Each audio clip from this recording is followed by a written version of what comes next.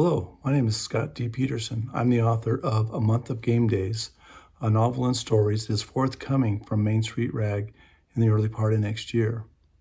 The stories on novella follow the Mallet family during a month of almost 24/7 baseball in the summer of 2004 in a small town in Maine.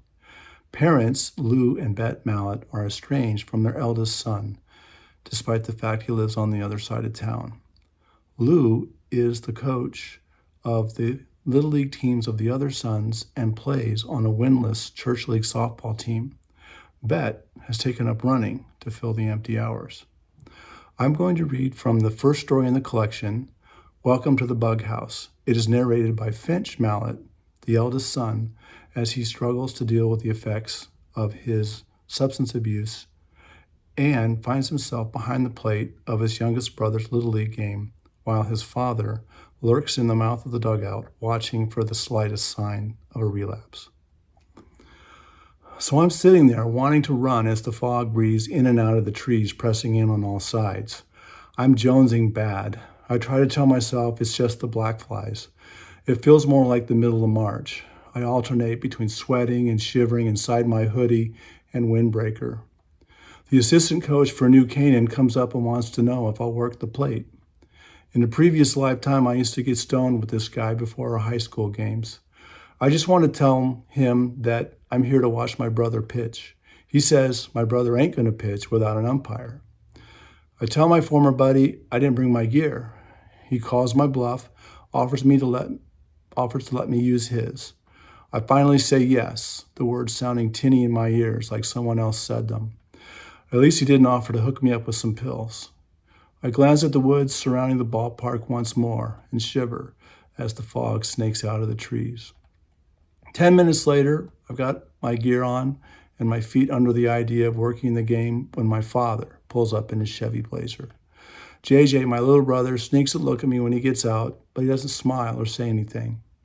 It takes my father a few more minutes to recognize I'm going to be behind the plate. The look on his face gives me no clue to what he thinks about this situation. According to my mother's unwritten rules, neither of them can speak to me unless I indicate that I'm ready to apologize to the family for my actions. It's been almost a full year since I've spoken to Bet. In that time, Lou has done his best to schedule me for games he isn't coaching or ones my younger brothers aren't playing.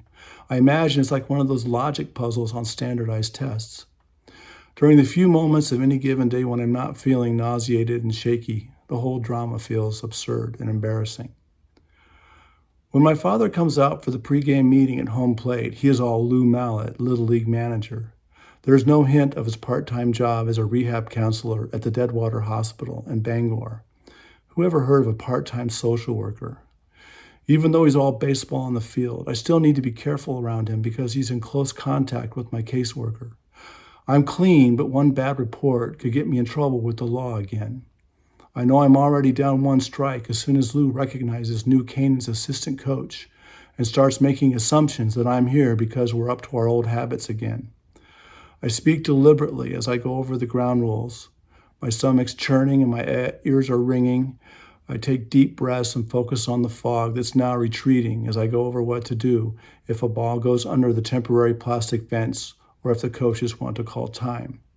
The ball place is the only place I never felt like an imposter, and I had to go and ruin that.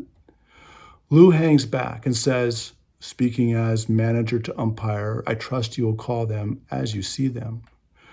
Fighting down knee-jerk anger, I try to take his assumption at face value. The back and forth inside my thoughts just spawns more nausea and head spinning. I want to tell Lou to drop the crap and speak to me directly because Bet isn't here to enforce her stupid rules. Instead, I calm myself by counting the players on his bench. Lou leans in closer, studies my eyes, surreptitiously snips my breath. If we act like professionals and respect the game, Mr. Umpire, we'll be fine. This pisses me off all over again. What I see as a professional umpire is that you only have 8 players in your dugout, Manager Mallet. Lou gives me his ugly look, the one he used when he had to kick me off his senior league all-star team 6 years ago. Number 9 is on the way, Umpire Mallet. I'm sure you can work with me for one half inning. Not having enough players is supposed to be an automatic forfeit, but I nod and let it go. The fog seeps back out of the Maine woods as the Webster Expos come up to bat.